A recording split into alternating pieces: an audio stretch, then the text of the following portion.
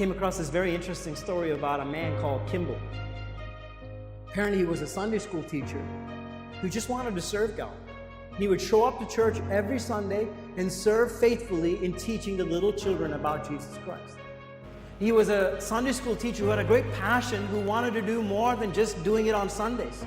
So during the weekdays, he would actually follow through with all the children who came to his class on Sunday to make sure that they understood who Jesus was, and to help them understand a better relationship with him. And there was one kid in his class who came from a very rough background and couldn't understand who God was. So Kimball would take the extra step in going and visiting this kid in his place of work. And back in those days, the kids were working as laborers. He would visit him at his shoe store where he worked and would tell them about Jesus, and would kept persuading him about what an amazing plan that Jesus had for his life. And finally, in the back of the store, this little young kid accepts Jesus Christ as his Lord and Savior.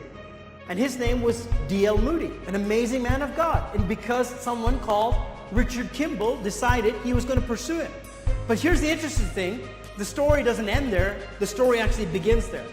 Because D.L. Moody received this incredible salvation experience and says, I got to do something about it, quits his job, and begins preaching the gospel. And God uses D.L. Moody to go throughout the whole world. And when D.L. Moody was traveling in the United States, there was a man called Wilbur Chaplin who hears the message of D.L. Moody in one of the evangelistic crusades and responds to the message and says, I gotta do something for Jesus. And Wilbur Chapman then begins to preach the gospel himself. And while Wilbur Chapman is preaching the gospel, a baseball player who was well known in America listens to the message of Wilbur Chapman. At the end of his crusade, he comes up and gives up his life to Jesus. And his name was Billy Sunday.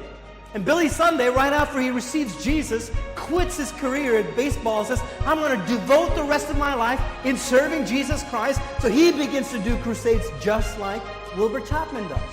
And as Billy Sunday begins preaching the gospel, a man called Mordecai Ham, who is a very astute gentleman, who is very refined, who is seated in his crusade, hears the message of Jesus Christ, stands up and gives his life for Jesus Christ. And this guy, Mordecai Ham, goes to a little town called Charlotte in North Carolina, and he's preaching the gospel in a tent crusade meeting. And there's a bunch of kids who were standing outside, and they were saying, we got to go in there, and we're going to cause trouble tonight in that meeting. And in that bunch of friends, there was one kid who didn't want to cause trouble, but he just wanted to see what would happen when they caused trouble. So he walked into that tent meeting to come and see what would happen when his friends would cause trouble. But as he sat there in that tent meeting, hearing Mordecai Ham preach the gospel, something within him resonated. And he said, I got to respond to this. So he went the next night, and then next night when he heard the gospel, he went up to the altar and gave his life to Jesus Christ. His name was Billy Graham. And Billy Graham, hold on, I'm not done yet. Billy Graham, till date, it has been estimated that through the ministry of Billy Graham, 2.2 billion people have heard the gospel of Jesus Christ through the ministry of Billy Graham. It all began in a chain of series with a man called Kimball, a Sunday school teacher.